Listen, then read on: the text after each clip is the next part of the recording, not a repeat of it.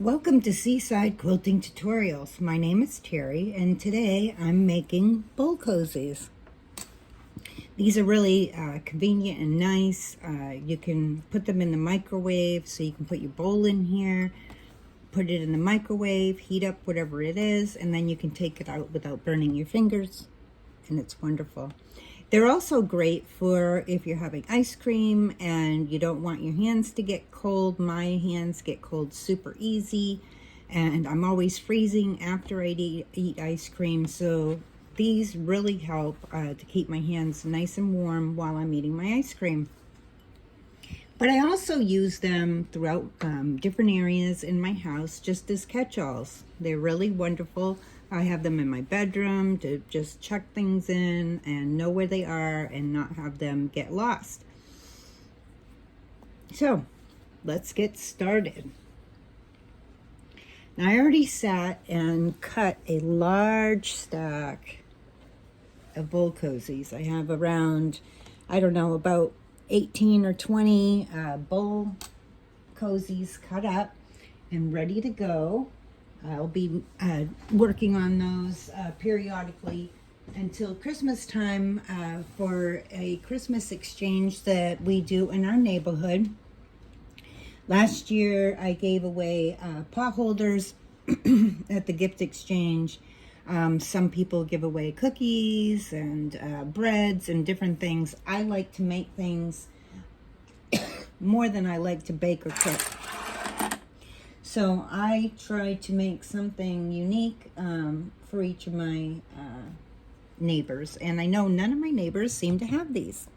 So when I showed them the one that I had, and I taught one of the girls in the neighborhood how to make them on her new sewing machine, they fell in love with them. So I know they're going to be excited to get them. Let me see.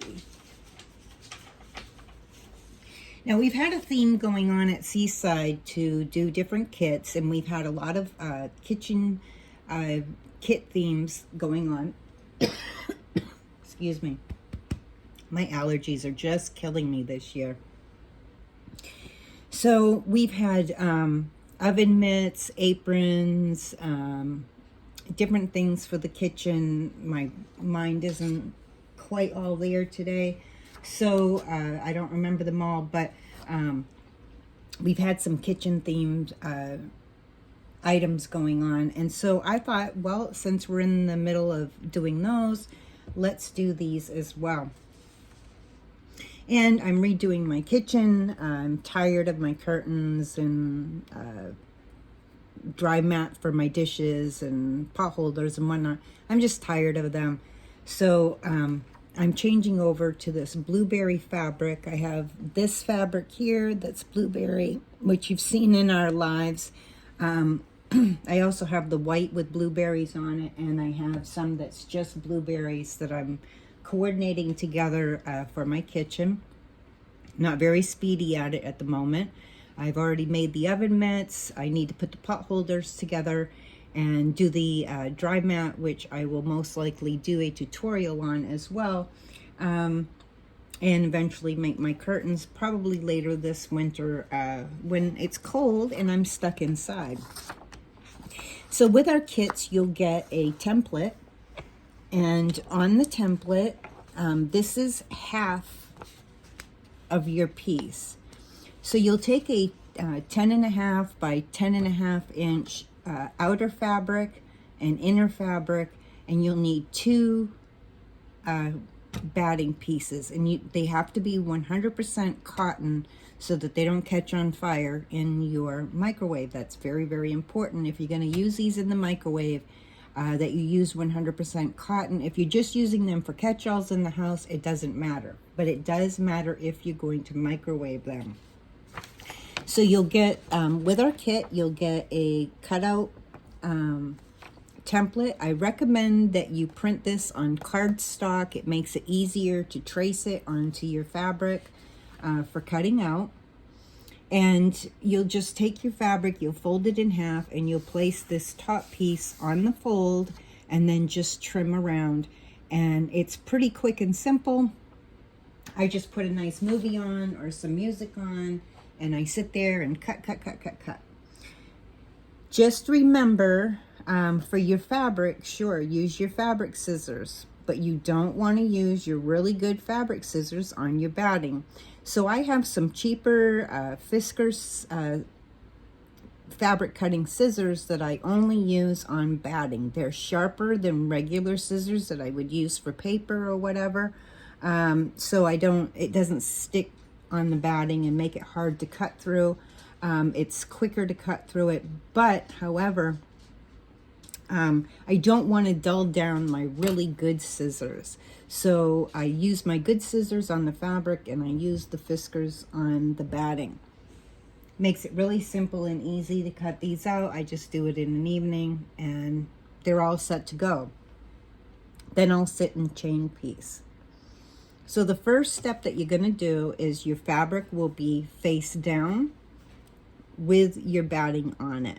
Now you can make a mark from corner to corner if you want. I just eyeball it.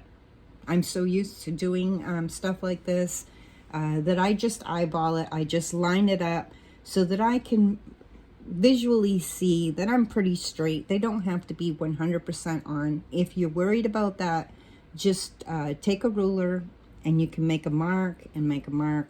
Use a water soluble pen or some colored chalk, whichever one works best for you.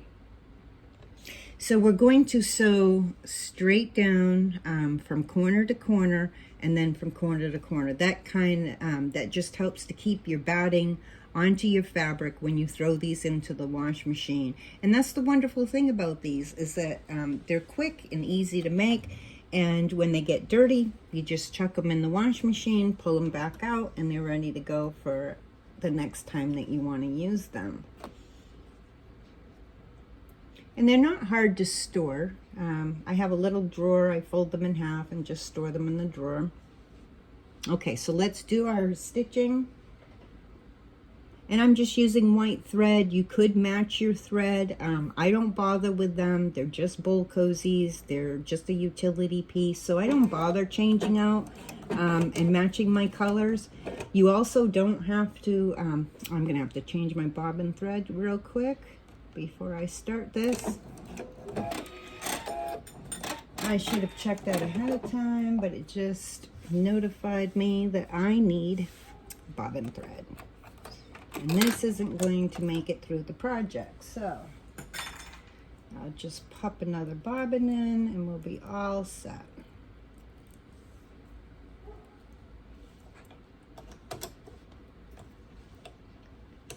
Now I did set my machine, that's the other thing that I don't want to forget to tell you. I did set my machine so that it knows that it's working with heavy woven, because this does get thick to sew on.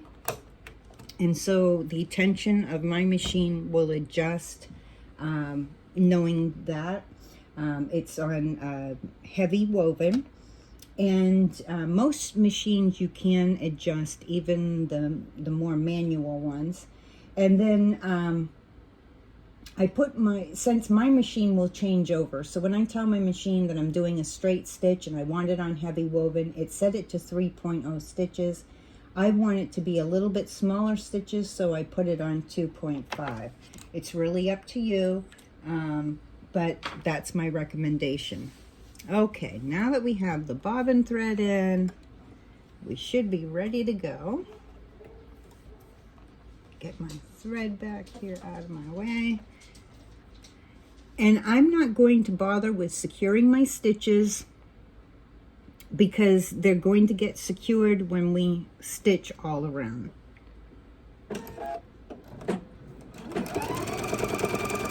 And like I said, I'm just eyeballing it, but you can do your marking if you prefer to have it 100% straight, if it worries you.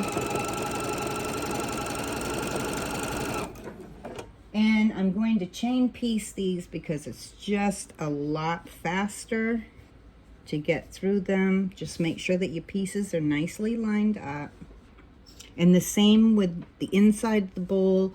I have it face down with the batting on top.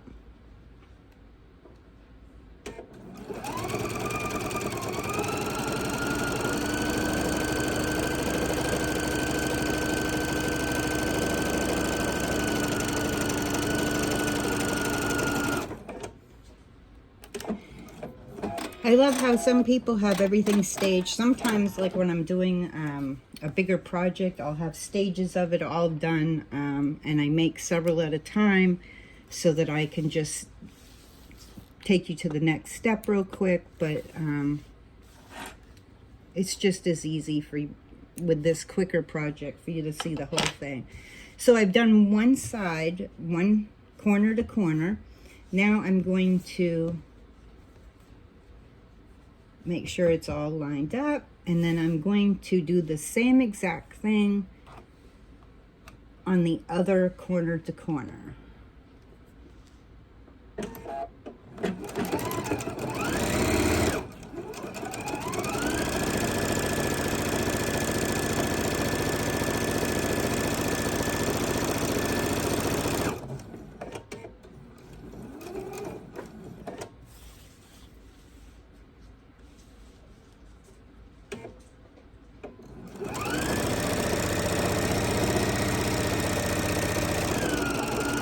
I do a lot of chain piecing while I'm quilting, so I figured why not just chain piece these as well.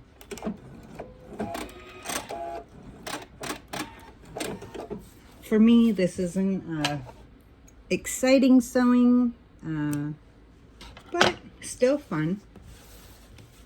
Okay, so now as you can see, I just eyeballed it. I didn't mark it. You could, if you wanted, you could even mark on your fabric and have your batting on the bottom. I just didn't bother to do that. I just eyeball it, and you can see my lines are fairly straight. I have my X that I need. So now you're going to take, and I just hold my fingers in these little pleated corners and fold it over just so my fabric isn't rolling. I just want to hold it down with my fingers, fold it over so that it doesn't get a roll in there. And then I'm going to line up these little sliced areas in the corners. And when you sew on something that has batting, the batting pulls in. So if it looks like it's not lining up perfectly, it's going to be good enough, trust me. More or less, the batting is to keep your hands from getting burned from the bowl being heated up. So typically they end up telling you to stitch 1/4 of an inch. I actually stitch the line between 1/4 of an inch and 1/2 an inch. I like to go just a little bit over. My fabric will be sticking out just a tad on this side of my foot. That's what I use for my guide. I like it a little bit more just because when I go around and do my top stitching at the end, I know that I'm catching my fabric twice, and I feel like it's a little more secure. And when I'm closing up my open end that I use to reverse these, which you'll see at the end, I know that that's going to get sewn under. If I do it at 1/4 of an inch, sometimes it doesn't quite go over it. And I'll show you what I mean after. So just line it up, and you're going to sew straight.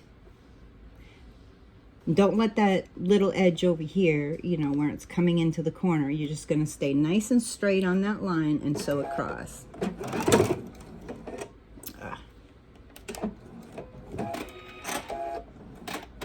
You know, if something can go wrong, it's going to go wrong when I'm showing on a video.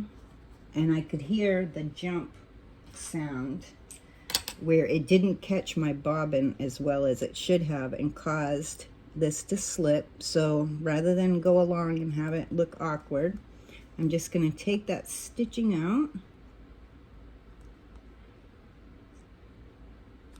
to prevent that from happening. There we go. To prevent that from happening, and what it is my machine is trying to grab on to a lot of thickness all at once at the end. And so every once in a while, it just jumps and does a boo-boo. So I'm going to use just a little scrap piece of fabric that I'm going to run through first, which is what I do for quilting. It's my leader piece. And I'll put that through first. And then this will go through a lot smoother.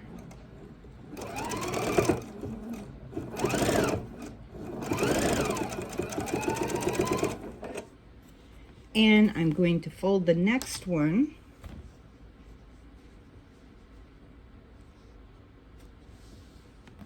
And you're just getting these corners lined up right here, that where you had that V cut in. This V, we're lining up on the side, so it's folded in half.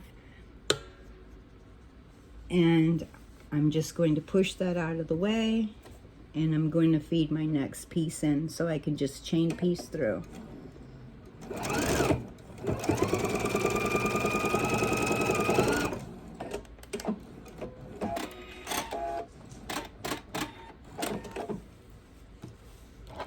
And I just snip my threads between.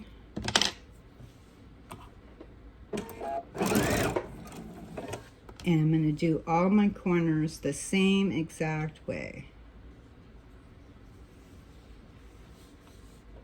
And once you get a rhythm going, these go up pretty quick. They don't take very long at all. Matter of fact, they sew so fast that sometimes it's a little bit boring for me.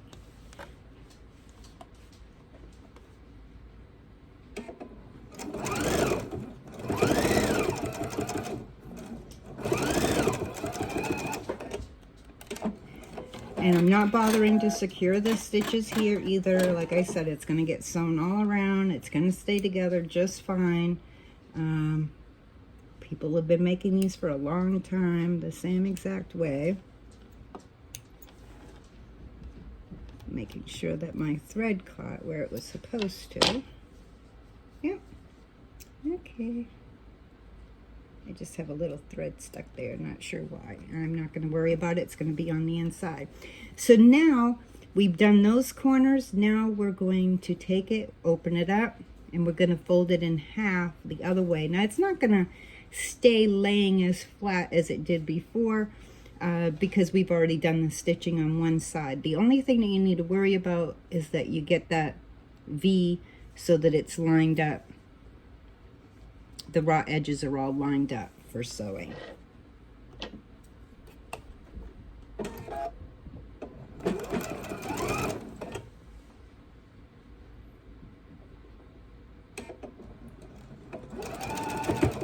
Probably if I didn't hit my pedal so hard when I sew, I wouldn't have that problem.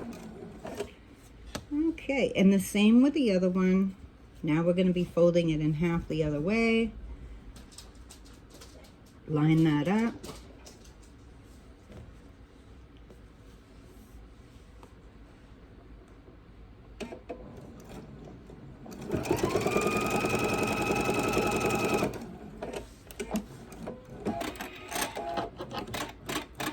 And we'll do the other side.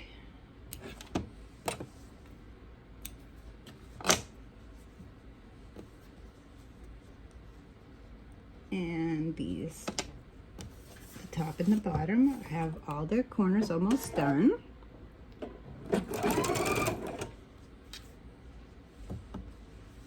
These are actually pretty fun to make.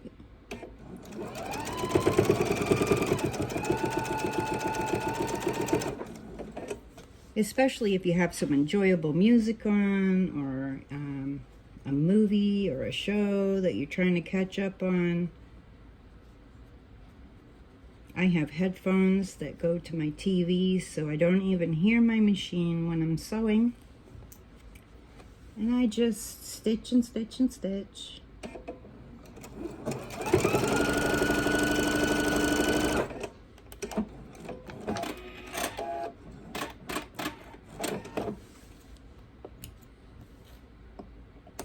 Okay, so now all of our corners are done. I'm going to leave one wrong side out, and I'm going to turn this one right side out, and it's going to sit. So I have my fabric like this on the inside and like this now on the outside.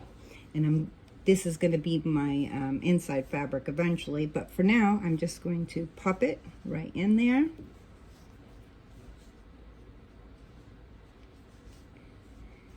And I'm going to line up my seams. Now, some people pin these. I really don't. I do finger press my seams open. I find it easier because when your machine goes through, these get fairly thick. So I just finger press them open. You can pin if you want, but this is pretty thick right where the seam is.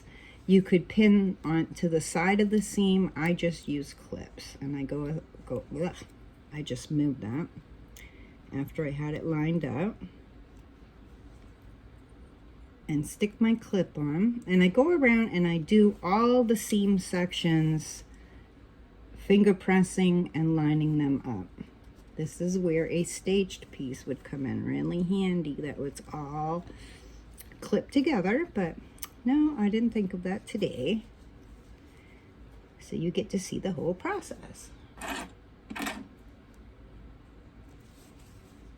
And I know when you watch some of these tutorials, they just speed everything ahead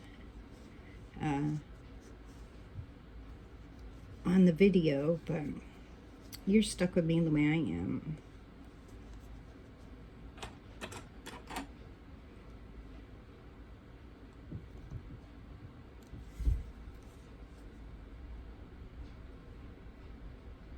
Now, the other thing that you could do is you could push one seam to one side and one seam to the other side instead of folding them open.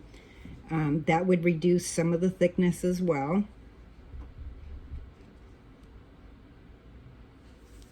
Just depends on how you want to do it. I'm hoping that I'm getting enough of this into the camera here. So like I don't know if I got that in the camera because I wasn't looking at the camera, but you could fold one seam to one side and then the other one to the other side also to reduce some of the thickness. I just finger press mine open like so, nothing fancy, and match up my seams together. It just depends on how you want to do it. Okay, so once I have those lined up, I go through and I line up your corners. And I just stick a clip on there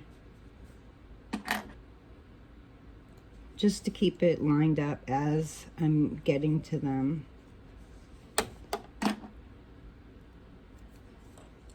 It just makes it easier for me. And you could use pins. It's really up to you.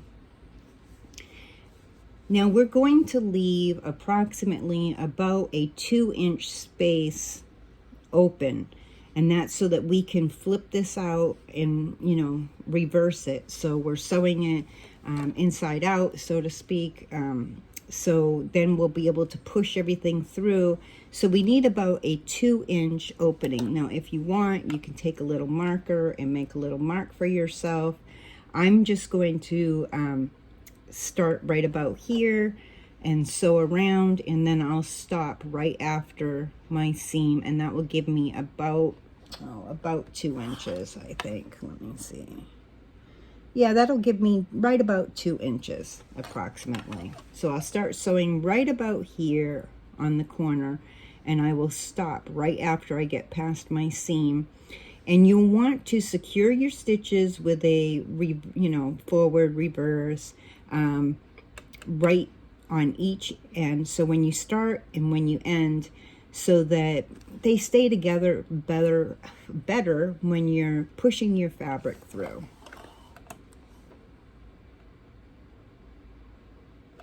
Now, once again, I'm sewing just a little bit past that 1/4 inch, which I know for me, my fabric will be just a little bit past my foot on this side.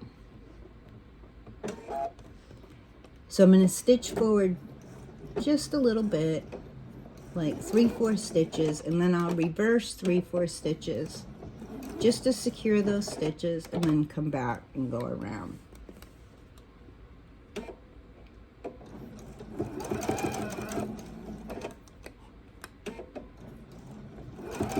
And I just ease this around. Let me get this a little bit closer for you. I want you to be able to see what I'm doing. That's the whole purpose. Now make sure as you're sewing that this side doesn't flip into your way or get underneath. You don't want to sew your pieces, you know, the wrong way. And as I get to the corner, when I hit that line where I sewed corner to corner, you can just pivot. And then sew straight down till you get to your seam.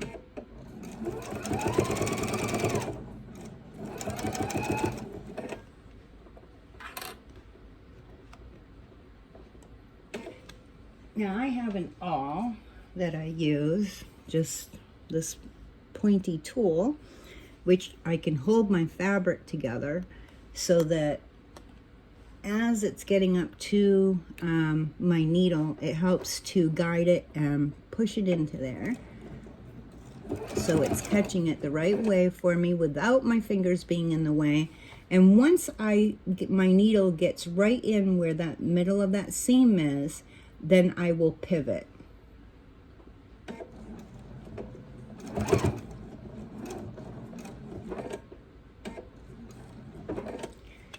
Okay, so it's in the seam, and now I'm going to pivot and start sewing again.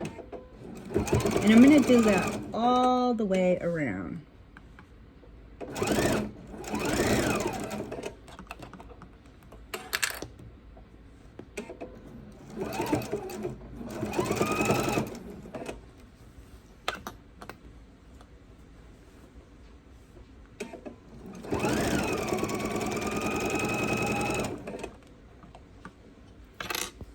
And I know it gets hard to see everything.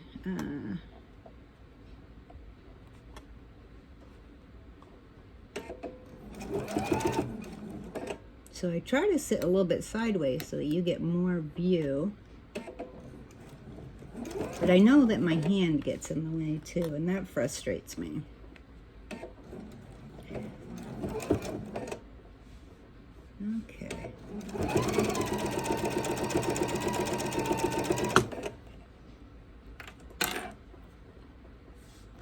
Now when you're first doing these, they take a little bit longer, but the more that you get used to them, the quicker they go.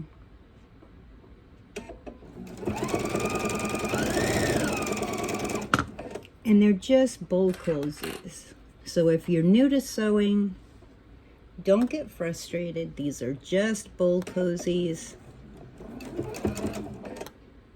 They're just something that's a utility piece.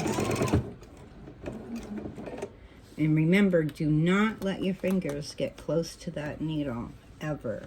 I've seen people end up tragically sewing over their finger or into their finger. I've seen some horrible After Effect pictures, and it's scary. So use your awl.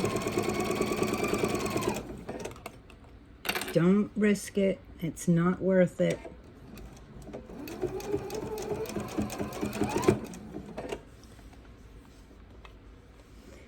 Okay, now after this last seam here, remember I'm going to stop just a little bit past the seam, and I'm going to secure my stitches.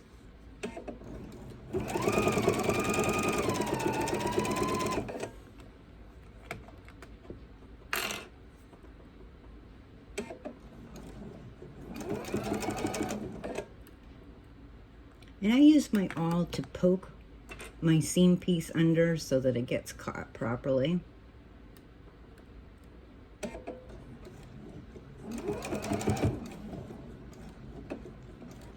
But I'm not going to chance my fingers being too close. So I'm going to go just a little bit past that seam and then secure my stitches and end off. That that should be good. And we'll do a reverse and forward.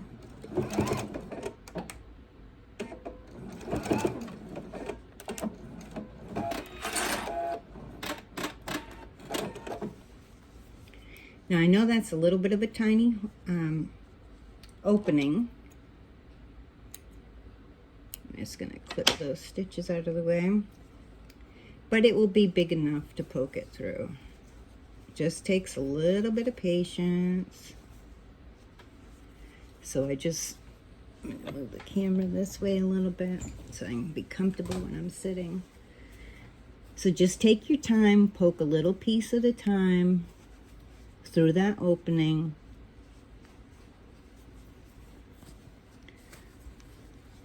And you just have to be a little bit patient. It doesn't take very long to get it pushed through, but it does take a little bit of patience. Excuse me. I work from both sides, so I'll poke some in, but I also do some pulling from this side to work it through.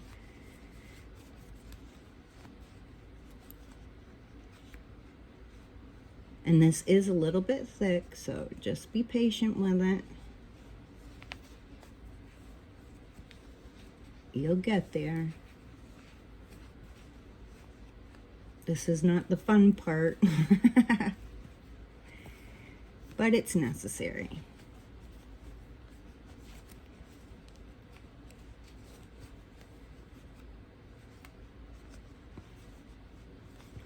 And I've tried leaving my opening up around this area, and I don't like the after look when I have to roll it under and sew over it. I don't like to leave the seam area open for an opening because that's harder to match up and get it back together nicely.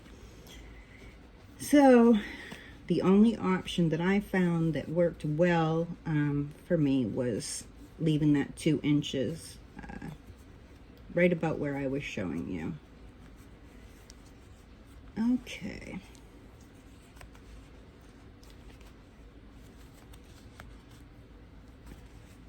My fingers, I have arthritis in my hands, so they're a little bit tired.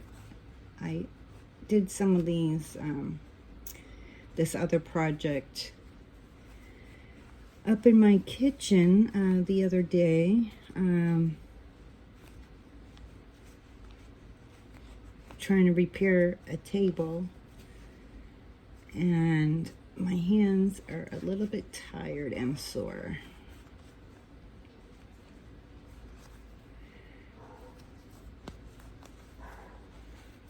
Okay, we're getting there. We're making progress. You just don't want to get too anxious and like yank and tear your stitches, because that could possibly tear your fabric, and you don't want that to happen, because that will really frustrate you. So I had to pull a little bit back out of there so that I can get a little bit more poked through.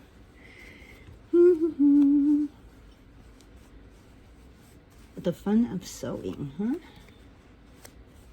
But it is fun because you get to make things customized that match the areas that you're going to put them in. And it's better than going to the store like Walmart or Kmart or wherever, whatever stores you go to or online places that you buy from, because everybody can get those. And of course, everybody can buy the same fabric, but there's so many fabrics to choose from out in the world that a lot of our things end up being unique by how we pick them out. I'm not doing a very good job of showing you how to get this through, am I? But trust me, it will come through. It just takes some patience and time, like I said. I'm going to pull a little bit from here so some comes out. I got something bottlenecked right there. Right in this corner, it's bottlenecking on me. So I'm going to push a little bit up. This is probably where the camera needs to be speeded up. Okay, there we go. We're starting to get it through. Once I get that little lump there pushed through, then it goes pretty smooth. But I had a little bit of a bottleneck going. And I always feel a little bit of urgency when I'm on a video. Like if I'm just sitting doing this, it's not a big deal. But when I'm on a video, I just feel like I need to hurry up. And I get a little impatient because I don't want to make it such a long video.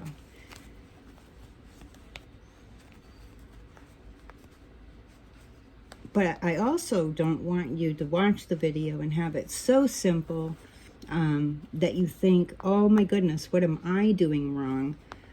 If it doesn't go as nice and easy as they show you in a quick video.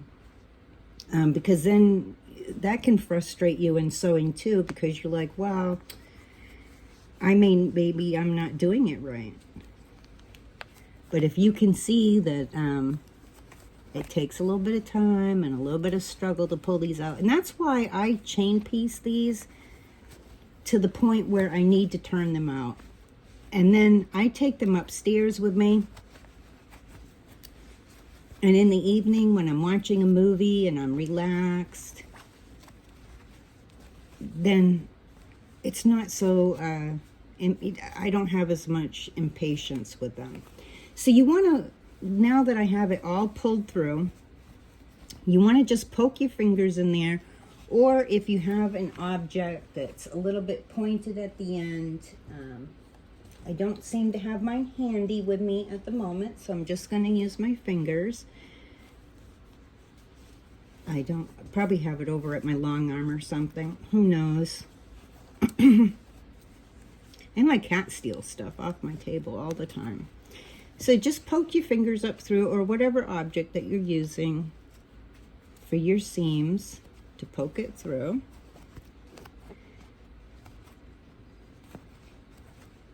And you just want to push out those corners. That way when you go to do your sewing, they'll be out there nice and neat and your seams will line up. Now you have this little opening left over. And to be honest with you, I like to press these before I do my top stitching. It makes my top stitching look so much neater. And this is the point where, you know, I can line up my seams and make sure that they're laying the way that I want them to be. I don't have that corner quite poked out the way I want. Had to find the opening here. I'm going to poke that out just a little bit more in this corner. It doesn't seem to want to. There we go. Okay, and then I'm going to take my iron and I'm going to press around, because I always feel like something that's pressed sews a little bit nicer. So I like to just go around my seam, you know, your edges. Get your seam the way that you want it to be when you go to sew it.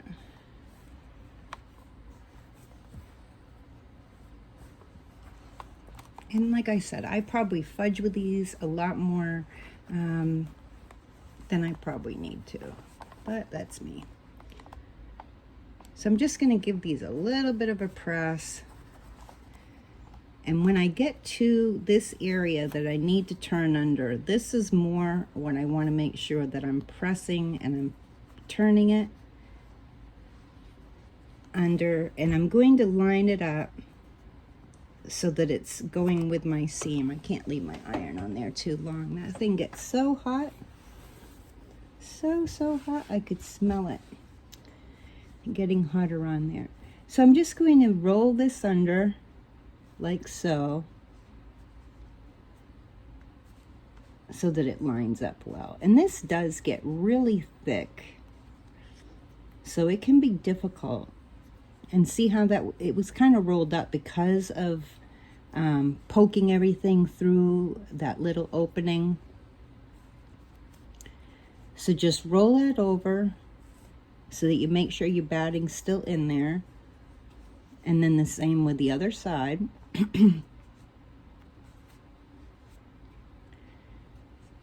And I'm making sure that it's under and that it's rolled into there enough so that when I do my top stitching, that I'm going to be catching that and it will stay closed, that it won't be open. So I particularly want to make sure that I press that because it got pretty wrinkled when I was reversing it.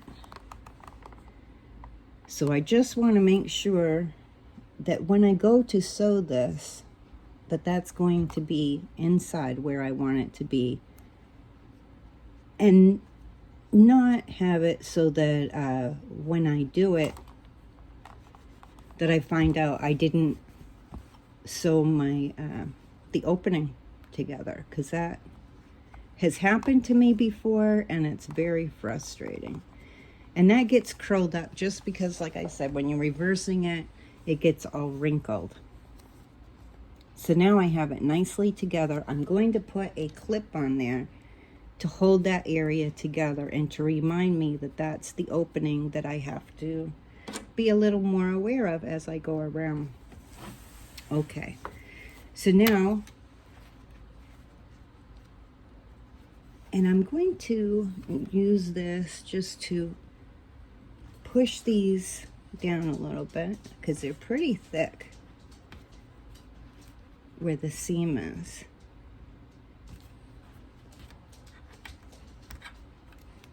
And like I said, I'm probably over fudging with it. I've seen other tutorials where they just zoom through these. That's not me for some reason. Okay. So once again, I'm just going to stitch, and I'm going to stitch as close to the edge as I can. It will be almost 1/8 of an inch, but not quite. So I know that my fabric is going to be sitting up against this side of my foot. I just want to be as close to the edge as I possibly can. That way when I come around and I get to where that opening is, that I'm making sure that that it gets closed up. I don't want to have to do any hand stitching with it.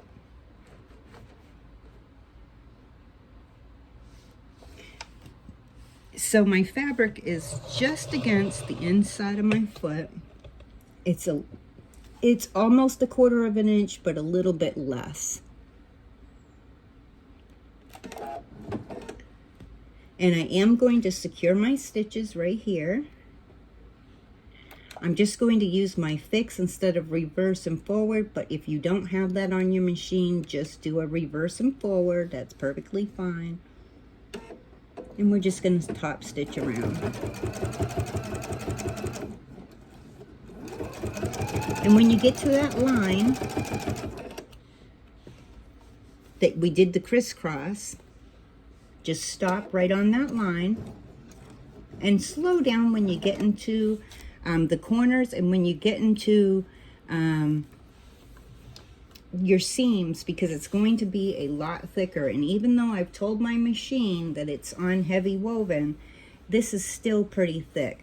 So I stopped with my needle down right where that line is that I did my crisscross, and I'm going to pivot, and I'm going to sew down to that seam. And just go nice and slow through this because it is super thick in those corners.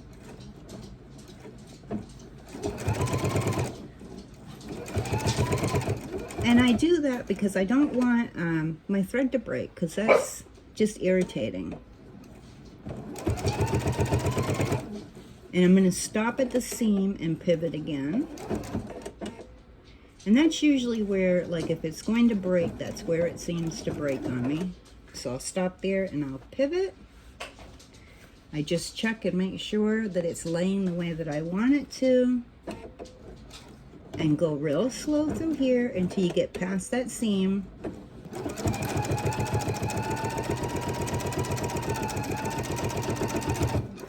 I stop where my line is again, and it's almost to where I need it. And then I'm going to pivot and come down to the seam, and I'm just going to continue to do this all the way around.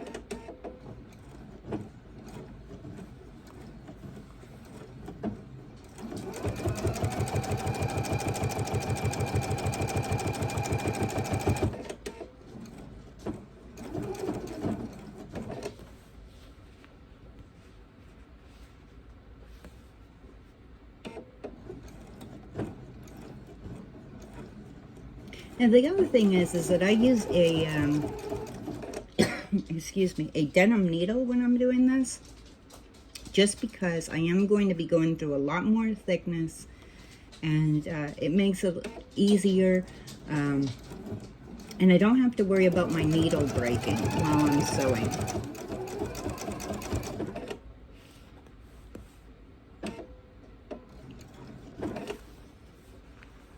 And we're almost done. We have one more seam here.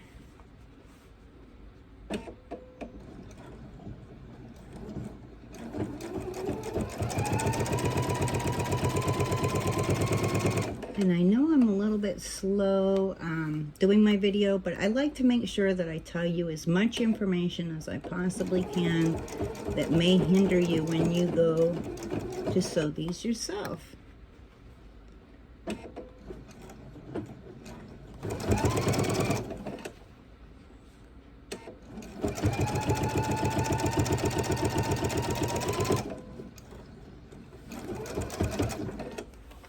Okay, so I'm coming to the area where I have that opening, and I'm going to take my clips off now that I'm here.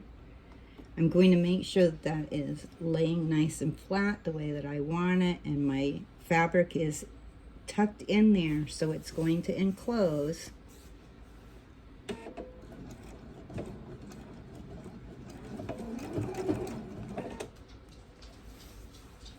You don't want that open.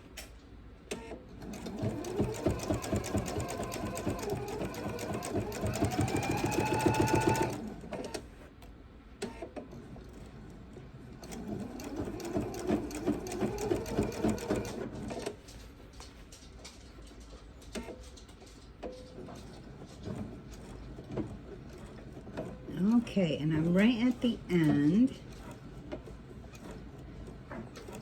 And at the end, I will do a reverse and a forward to secure those stitches just a little bit better than what my machine fix would do.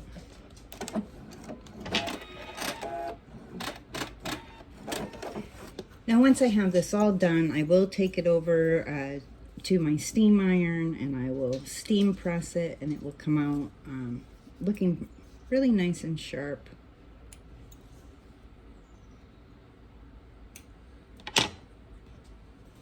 With some pressing. And there we go.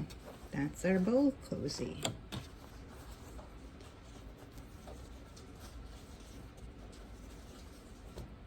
And I think that looks really cute. It's got the blueberry fabric on the outside, and it's got the gold fabric on the inside, which really goes well with the little baskets and the little blueberry jam toppers.